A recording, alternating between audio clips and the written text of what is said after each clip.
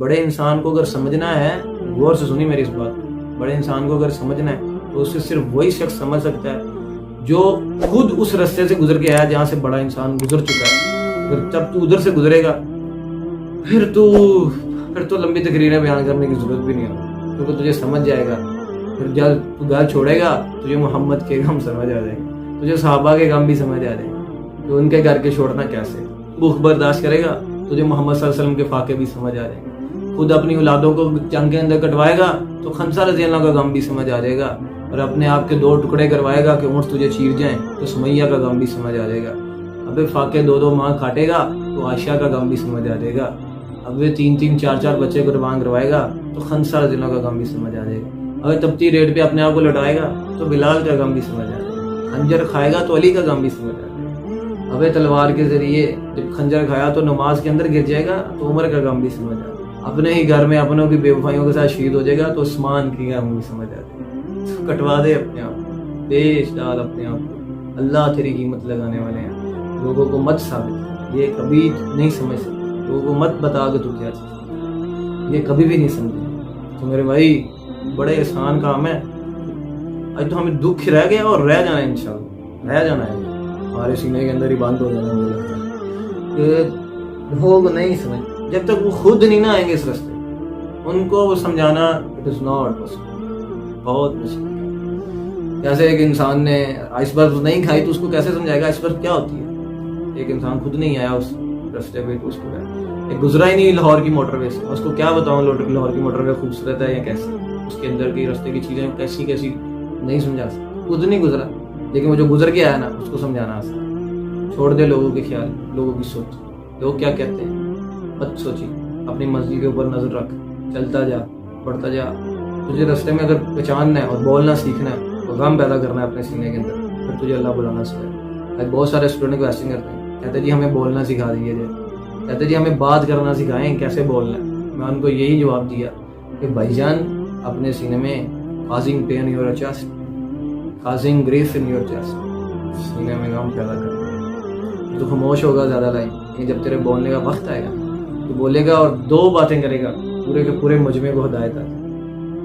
زیادہ لمبے فصیح، زیادہ لمبے بیان نہیں ہوں گے تیرے، چھوٹے بیان ہوں گے، لیکن لوگوں کو علم و حکمت کے جملے نہیں سمجھ آ رہے ہوں گے تیرے، یہ جملے کہاں سے بول رہا ہے، کس لیے بول رہا ہے۔ تو جن کو سمجھ آ رہے ہوں گے ان کے سینے بڑے ہوں گے اور ان کو ہدایت دے گا تیرے بولنے سے۔ تو اگر تو نے بولنا ہی سیکھنا ہے، تو وہ لوگ جو سوال کرتے ہیں کہ بولنا کیسے جائے، میں ان کو یہی کہوں گا کہ غم پیدا کرو اپنے، غم پیدا کرو گے نا خاموش نہیں رہ سکتے۔ فقیر کیا نا رئیسوں کی رؤساء کی محفل تھی، اور رؤساء کی محفل کے اندر تمہیں پتہ ہی کیا کیا ہوتا ہے، اللہ کی نافرمانیاں، پتہ نہیں کون کون سی چیزیں چلتی ہیں۔ اس نے جا کے کہا کہ بات کرنے آیا، فقیر اپنی صدا سنا کے جائے۔ اس نے کہا فقیر اپنی صدا کو سنا کے جائے۔ جب اس نے یہ بات کی اس کے بعد گارڈ اندر گیا بتانے، اس نے کہا وہ فلاں اللہ والا آیا ہوگا، وہ اپنی صدا سنانا چاہتا ہے۔ دوسری بار، تیسری بار، پھر جب اس کی باری آئی نا بات کی، پورے کے پورے مجمع کو اس نے اپنے چند بولوں سے ایسے ہلا کے رکھ دیا۔ تو کیا مقصود تھا بتانا یہ مقصود تھا کہ فقیر اپنا غم سنا کے جاتے ہیں میرے بھائی، فقیر اپنا غم سنا کے جاتے ہیں، امت کو سمجھا کے جائیں، امت کے لیے کچھ کر کے جائیں، اور امت کو ایک کنارے پر لگا کے جائیں، کچھ بڑا سوچ، بڑا کر۔ یہ باہر آج ان لوگوں سے باہر آئے جو فطری بڑے مایوس کرنے والے آتے ہیں، آج ہمیں بھی آتے ہیں مایوس کرنے، بڑے رستے ہیں، بڑے لوگ آئیں گے، جب تو ان کاموں کو شروع کرے گا بڑے لوگ آئیں گے، تو نہیں کر سکتا، تو کیا کر رہا ہے، کیوں کر رہا ہے، کس لیے کر رہا ہے، تجھے روکنے والے ملیں گے، تیری راستے کے اندر رکاوٹ ڈالنے والے ملیں گے، تجھے یہ حوصلہ افزائی والے نہیں ہے، ختم ہو گئے مجھے لگتا ہے اس دنیا میں، حوصلہ افزائی والے بہت تھوڑے ملیں گے۔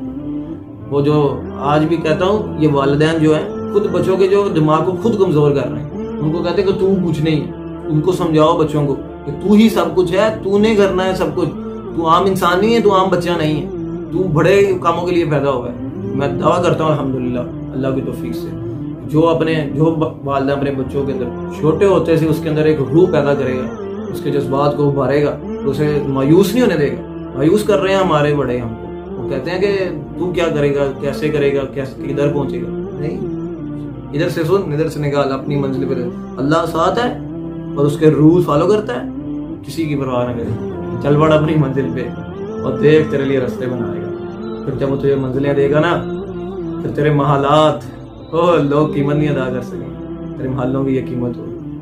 بکنا پہلے شرط لگائی ہے بکنے کی، پہلے بک ان رستوں پہ چل جہاں پہ انسان کو یقین، شک، شبہات، ڈیزائرز اور ہر طرح کی چیزیں آتی ہیں ملنے کے لیے.